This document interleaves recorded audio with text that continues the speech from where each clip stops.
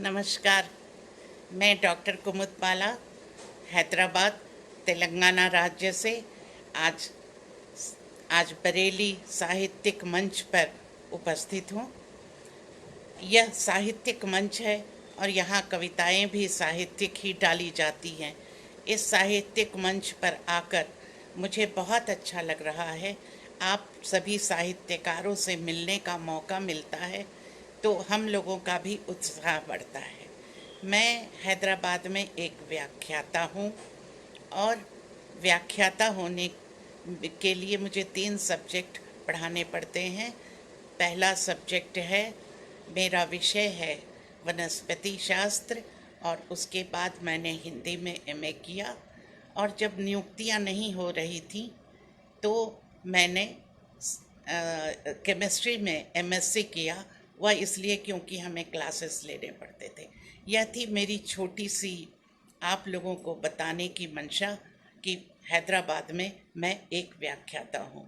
और इस साहित्यिक बरेली मंच पर मुझे सुभाष जी ने आमंत्रित किया है और उनके साथ साथ मैं संस्थापक सुभाष राहत बरेलवी हैं और इसके अध्यक्ष डॉक्टर रूपचंद्र शास्त्री जी हैं, संरक्षक श्री राम किशोर वर्मा जी हैं और संयोजक श्री अंजनी कुमार द्विवेदी जी हैं। प्रमुख सचिव श्री राम रतन यादव जी और उपाध्यक्ष हैं श्री उपमेंद्र सक्सेना जी। मैं आप सभी का बहुत बहुत स्वागत आपके ही मंच पर करती हूँ और आप सभी को मेरा हार्दिक नमन नमस्कार करती हूँ।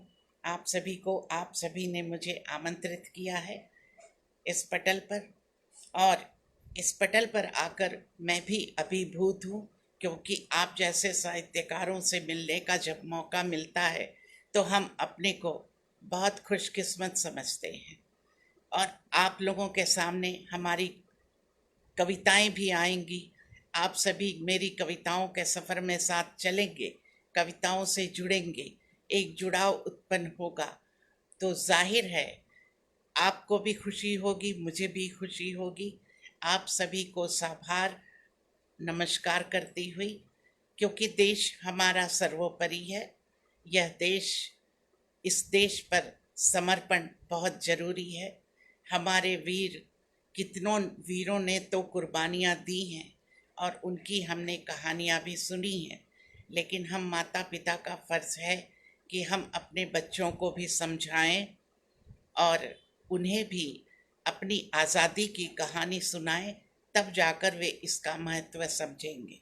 इसके अलावा जो वीर सैनिक सीमा पर पहरा दे रहे हैं, दुर्गम जंगलों में चल रहे हैं, 4-4 फीट पानी के अंदर रहकर भी वे जगे रहते हैं, हमारी रक्षा के लिए तत्पर रहते हैं और बर्फ़ की शिलाओं पर चलते हैं, उन सबको भी मेरा नमन है।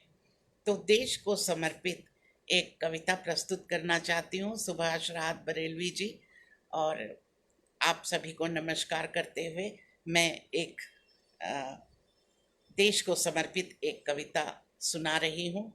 वीर तुम्हारी जय हो। लिए तिरंगा हाथ में विवेक शस्त्र पाल के, लिए तिरंगा हाथ में विवेक शस्त्र पाल के, बुलंद हौसला लिए जवान देख भाल के। लिए तिरंगा हाथ में विवेक शस्त्र पाल के, बुलंद हौसला लिए जवान देख भाल के। सम्मुख नगपति के अटल खड़े, सम्मुख नगपति के अटल खड़े, वीर तुम्हारी जय हो, शूरवीर तुम्हारी जय हो, वीर तुम्हारी जय हो। पीके त्रिपाठी जी जो समाज सेवी हैं, उन्हें मैं नमस्कार करती हूँ। डॉक्टर रूपचंद्र शास्त्री मयंक जी आ गए हैं। जय हिंद। एक देश को समर्पित कविता सुना रही हूँ। लिए तिरंगा हाथ में विवेक शस्त्र पाल के, बुलंद हौसला लिए जवान देख भाल के। सम्मुख नगपति के अटल खड़े, वीर तुम्हारी जय हो, शूरवीर तुम्हारी जय हो, वीर तुम्हारी जय हो। राम किशोर वर्मा जी, बहुत बहुत नमस्कार आपको। आप पटल पर आए और कविताओं के सफ़र में आप साथी हैं। आइए आगे बढ़ते हैं। तू वीर है जवान है, तू वीर है जवान है, भविष्य है तू देश का।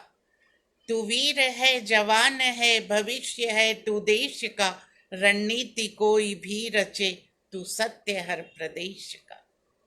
तू वीर है जवान है, भविष्य है तू देश का। रणनीति कोई भी रचे, तू सत्य हर प्रदेश का। तलवार चले कलम लिखे, तलवार चले कलम लिखे, तू अग्निपुत्र परिवेश का। तलवार चले कलम लिखे, तू अग्निपुत्र परिवेश का। हो बर्फ की शिलाएं पर चला है तू संभाल के। हो बर्फ की शिलाएं पर चला है तू संभाल के। बुलंद हौसला लिए जवान देख भाल के। सम्मुख नगपति के अटल खड़े, वीर तुम्हारी जय हो। शूरवीर तुम्हारी जय हो, वीर तुम्हारी जय हो। आइए आगे बढ़ते हैं। तू वीरता का चक्र ले, तू वीरता का चक्र ले, खदेड़ दुश्मनों को अब। तू वीरता का चक्र ले, खदेड़ दुश्मनों को अब। तू हाथ में फिर ध्वज लिए, दहाड़ दुश्मनों पे तब। तू वीरता का चक्र ले, खदेड़ दुश्मनों को अब। तू हाथ में फिर ध्वज लिए, दहाड़ दुश्मनों पे तब। तू शूरवीर बन के फिर उन्हें धूल में मिटा दे अब। तू शूरवीर बन के फिर उन्हें धूल में मिटा दे अब। लाकूट नीति रच के सच को सामने खंगाल के। लाकूट नीति रच के सच को सामने खंगाल के। बुलंद हौसला लिए जवान देख भाल के। सम्मुख नगपति के अटल खड़े, वीर तुम्हारी जय हो। शूरवीर तुम्हारी जय हो, वीर तुम्हारी जय हो। ठाकुर राम प्रकाश सिंह जी नमस्कार। आइए आगे बढ़ते हैं। तू ओज भर उद्घोष कर, तू ओज भर उद्घोष कर, रणभेरी में जय घोष कर। तू ओज भर उद्घोष कर, रणभेरी में जय घोष कर। अंतर्द्वंद में अंतर्नाद कर, अंतर्द्वंद में अंतर्नाद कर। शंखनाद कर जोश भर। तू ओज भर उद्घोष कर, रणभेरी में जय घोष कर। अंतर्द्वंद में अंतर्नाद कर, शंखनाद कर जोश भर। तू जागृत कर विवेक को, तू जागृत कर विवेक को। निज भाल को परितोष कर, तू जागृत कर विवेक को। निज भाल को परितोष कर। वितरित कर चिंगारी तू अपने देश में उछाल के। ममता भट्ट जी नमस्कार। वितरित कर चिंगारी तू अपने देश में उछाल के। बुलंद हौसला लिए जवान देख भाल के।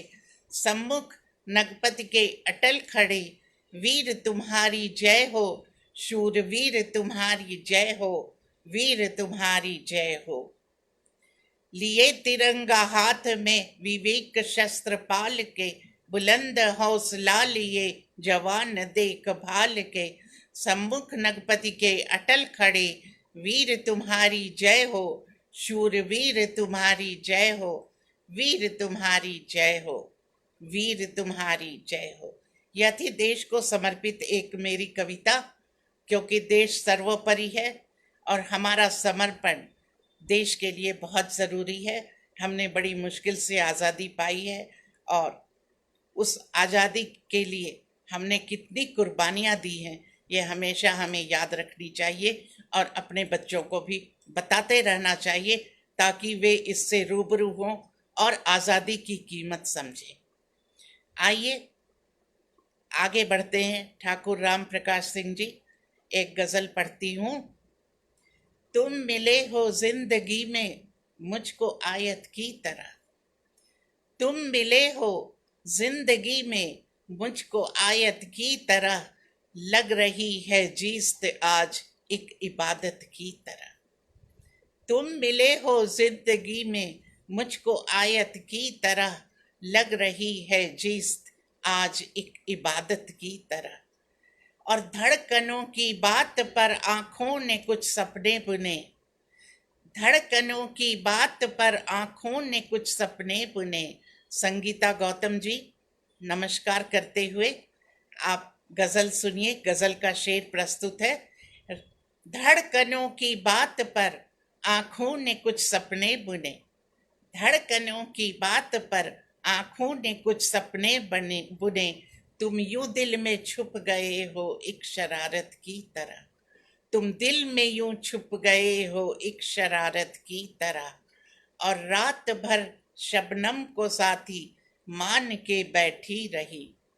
रात भर सब शबनम को साथी मान के बैठी रही। और गुजरती है हवा भी एक शिकायत की तरह। और गुजरती है हवा भी एक शिकायत की तरह। धड़कनों की बात पर आंखों ने कुछ सपने बुने। तुम यूं दिल में छुप गए हो एक शरारत की तरह। तुम यूं दिल में छुप गए हो एक शरारत की तरह। और रात भर शबनम को साथी मान के बैठी रही। और गुजरती है हवा भी एक शिकायत की तरह। और गुजरती है हवा भी एक शिकायत की तरह। और आगे का शेर देखिए।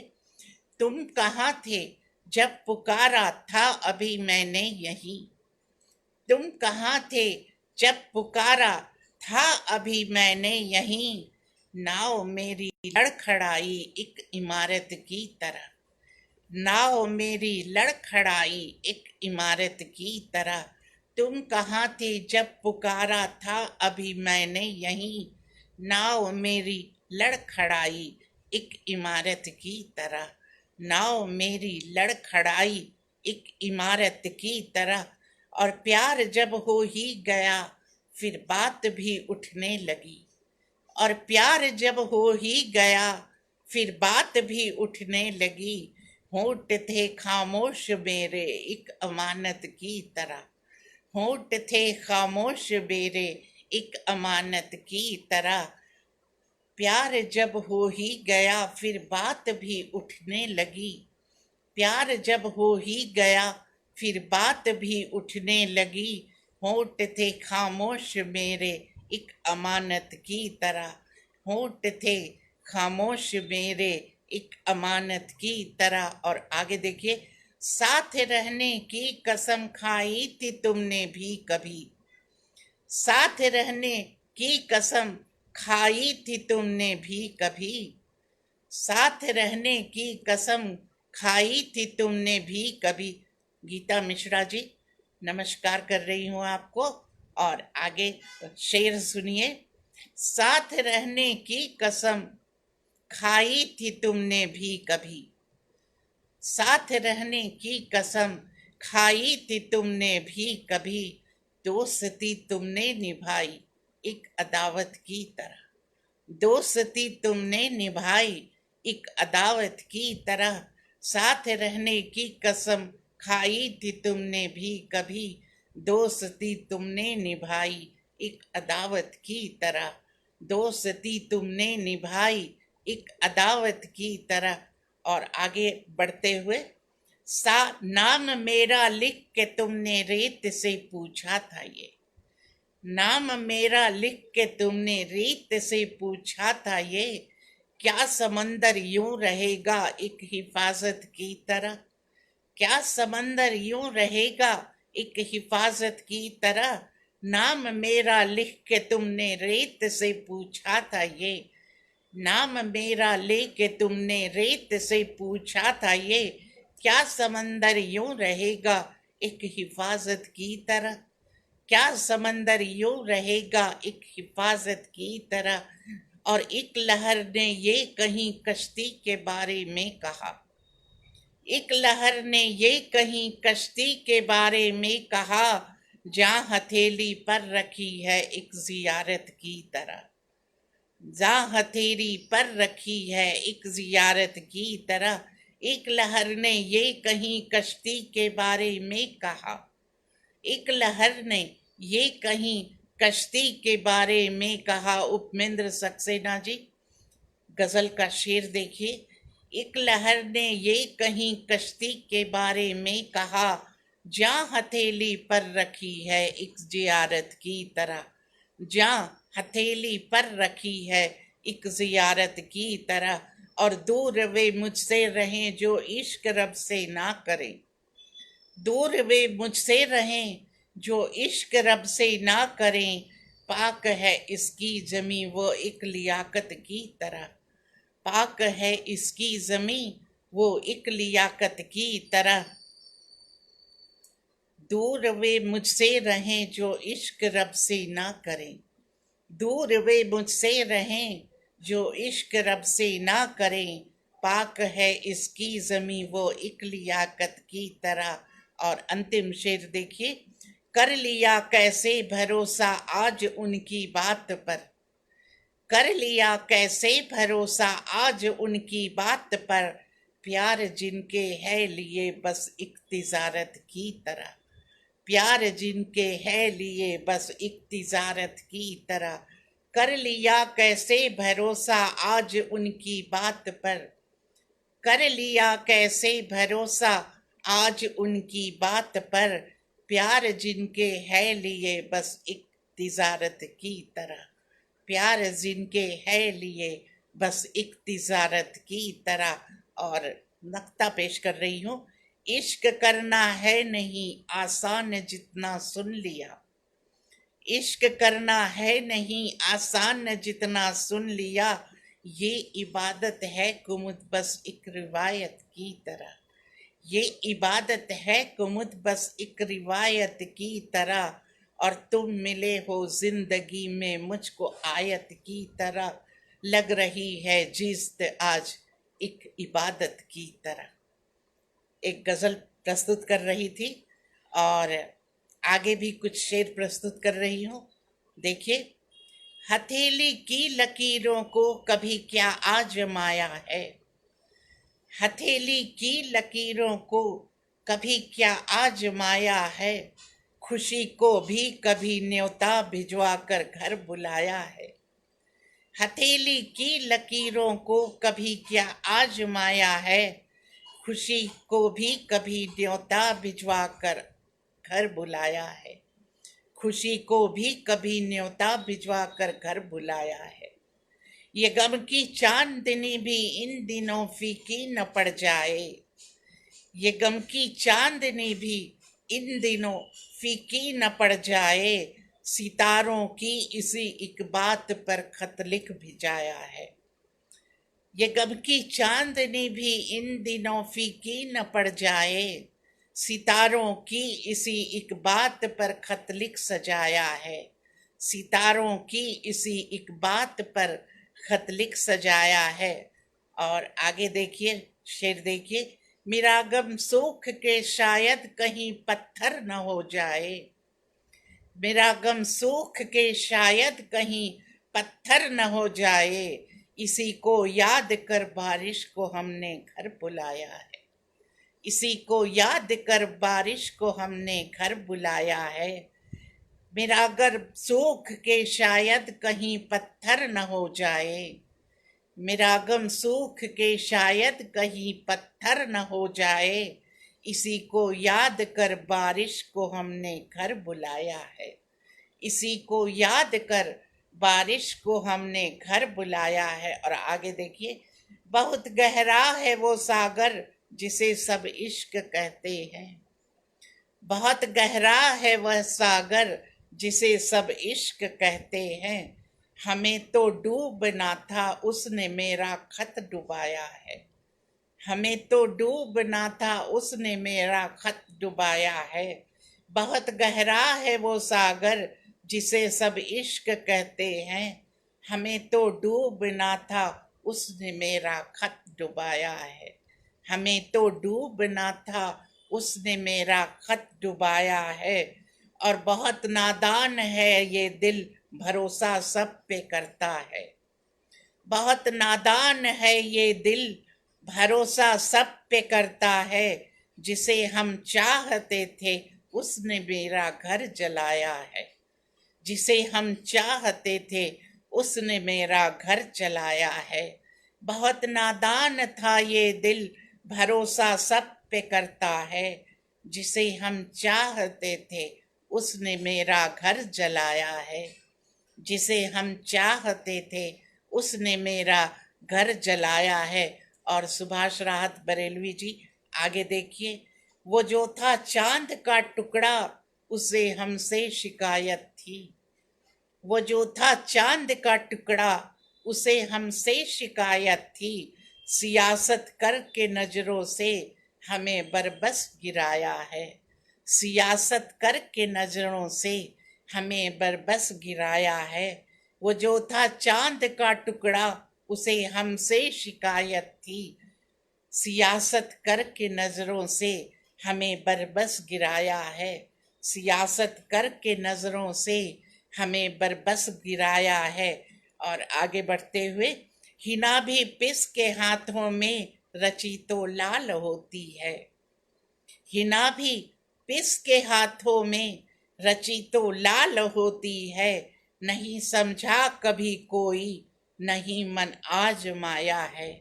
नहीं समझा कभी कोई, नहीं मन आजमाया है। और आगे का शेर देखिए, अभी तो एक गजल थी, अभी तो एक गजल सी थी हमारी जिंदगी की शब। अभी तो एक गजल सी थी हमारी जिंदगी की शब। शमा के नाम पे जैसे किसी ने गम बुलाया है। शमा के नाम पर जैसे किसी ने गम बुलाया है। अभी तो एक गजल सी थी हमारी जिंदगी की शब। क्षमा के नाम पे जैसे किसी ने गम बुलाया है। क्षमा के नाम पर जैसे किसी ने गम बुलाया है। और डॉक्टर रूपचंद्र शास्त्री मयंक जी आगे का शेर देखिए, बना लो रेत पर एक घर, कहाँ वह टिक कभी पाया। बना लो रेत पर एक घर, कहाँ वह टिक कभी पाया। जमी पर रहने वालों ने हवा पर घर बनाया है। जमी पर रहने वालों ने हवा पर घर बनाया है। बना लो रेत पर एक घर, कहाँ वह टिक कभी पाया। जमीन पर रहने वालों ने हवा पे घर बनाया है। जमीन पर रहने वालों ने हवा पे घर बनाए। और अंतिम शेर प्रस्तुत कर रही हूँ, हमें बेशक बुरा कह लो, हमें फिर काम आएंगे। हमें बेशक बुरा कह लो, हमें फिर काम आएंगे। तुम्हारी राह में हमने ही दीपक एक जलाया है। तुम्हारी राह में हमने ही दीपक एक जलाया है। हमें बेशक बुरा कह लो, हमें फिर काम आएंगे। हमें बेशक बुरा कह लो, हमें फिर काम आएंगे। तुम्हारी राह में हमने ही दीपक एक जलाया है। तुम्हारी राह में हमने ही दीपक एक जलाया है। और मक्ता देखिए, ये हरियाली का आंगन है, यहाँ हर शाख गुलशन है। ये हरियाली का आंगन है, यहाँ हर शाख गुलशन है। कुमुद के फूल को भी इस जगह लाकर सजाया है। कुमुद के फूल को भी इस जगह लाकर सजाया है। ये हरियाली का आंगन है, यहाँ हर शाख गुलशन है। कुमुद के फूल को भी इस जगह लाकर सजाया है। कुमुद के फूल को भी इस जगह लाकर सजाया है।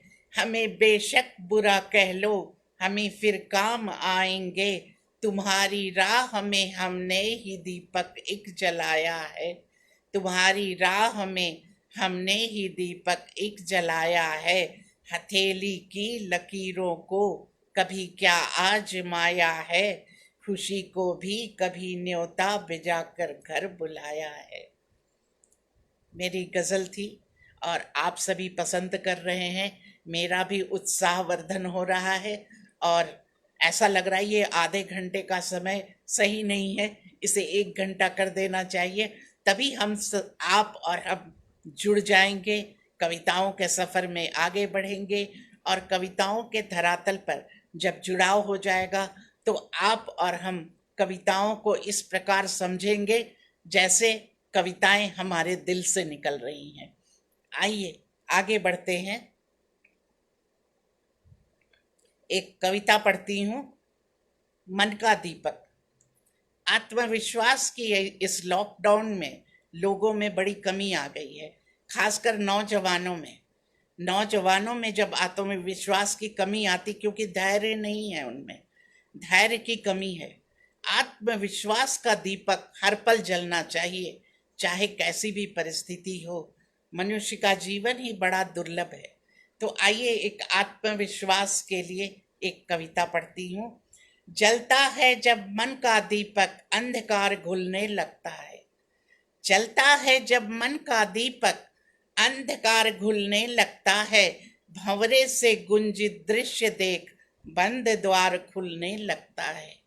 भंवरे से गुंजित दृश्य देख, बंद द्वार खुलने लगता है। जलता है जब मन का दीपक, अंधकार घुलने लगता है। भंवरे से गुंजित दृश्य देख, बंद द्वार खुलने लगता है। जब सुंदर हो विचार भावना, जब सुंदर हो विचार भावना, सरलता से हो कंठ साधना। जब सुंदर हो विचार भावना, सरलता से हो कंठ साधना। ध्वन्यात्मक परिवेश में उज्जवल, ध्वन्यात्मक परिवेश में उज्जवल। मोहकता की मधुरिम कामना, मोहकता की मधुरिम कामना। राग रागिनियों की अंजुरी में, राग रागिनियों की अंजुरी में विस्तार फलने लगता है। जलता है जब मन का दीपक, अंधकार खुलने लगता है। और आगे देखिए। विश्व की संपूर्ण दिव्यांक चेतना, विश्व की संपूर्ण दिव्यांक चेतना। उमंगित भाव की नव विवेचना, उमंगित भाव की नव विवेचना। कुछ सुषुप्त चेतना जागृत होकर, कुछ सुषुप्त चेतना जागृत होकर। न रहे विश्व में खल देश भावना, न रहे विश्व में खल द्वेष भावना। जिजीविषा गवेषणा, प्रयास बेशुमार लगने लगता है। जिजीविषा गवेषणा, प्रयास बेशुमार लगने लगता है। जलता है जब मन का दीपक, अंधकार घुलने लगता है। और आगे देखिए।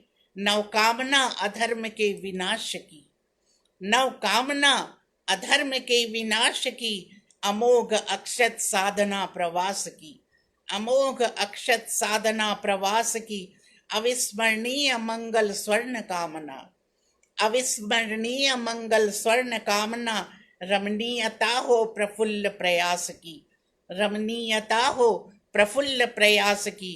हरित बंसरी की ध्वन्यात्मकता से प्रेम जुड़ने लगता है।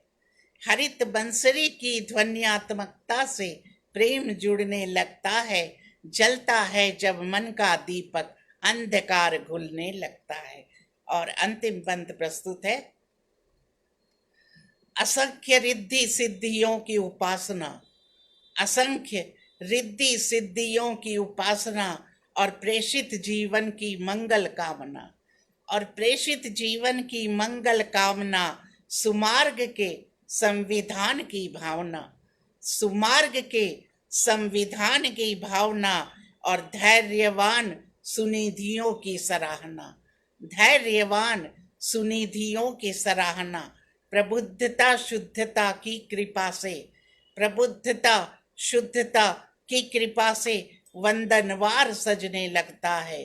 प्रबुद्धता शुद्धता की कृपा से बंधनवार सजने लगता है।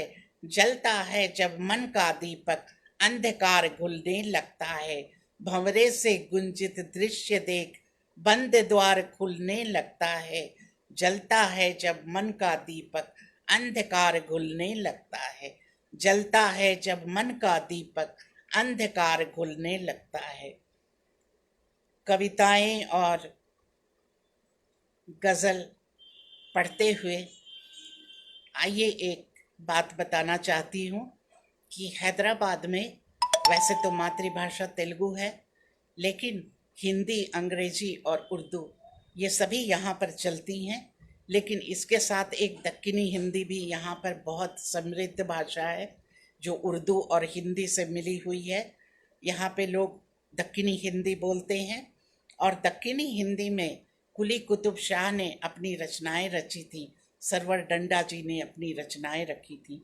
तो आइए जल्दी से एक दक्कनी में एक कविता सुनते हैं जो हास्य लिए हुए होता है।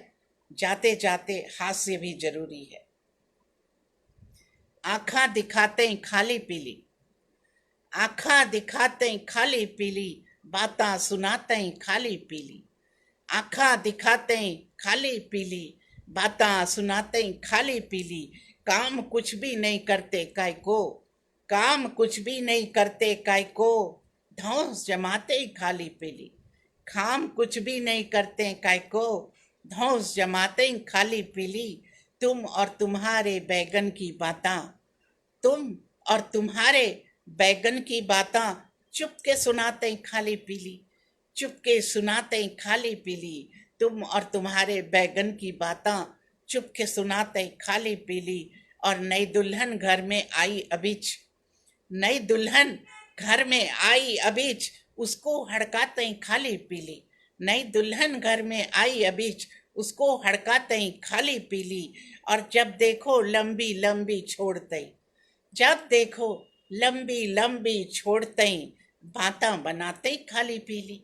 जब देखो लंबी लंबी छोड़ते, बातां बनाते खाली पीली। और गिर गए फटफटी से कई बार, गिर गए फटफटी से कई बार, नहीं सुनाते नहीं सुनते चलाते खाली पीली, नहीं सुनते चलाते खाली पीली। और गुटखा इतना खाते काय को, गुटखा इतना खाते काय को, हर जगह थूकते खाली पीली। गुटखा इतना खाते काय को, हर जगह थूकते खाली पीली। और चद्दर ओढ़ो और सो जाओ, चद्दर ओढ़ो और सो जाओ, नहीं चद्दर ओढ़ो और सो जाओ, नहीं सबको जगाते खाली पीली, सबको जगाते खाली पीली। चद्दर ओढ़ो और सो जाओ, नहीं सबको जगाते खाली पीली।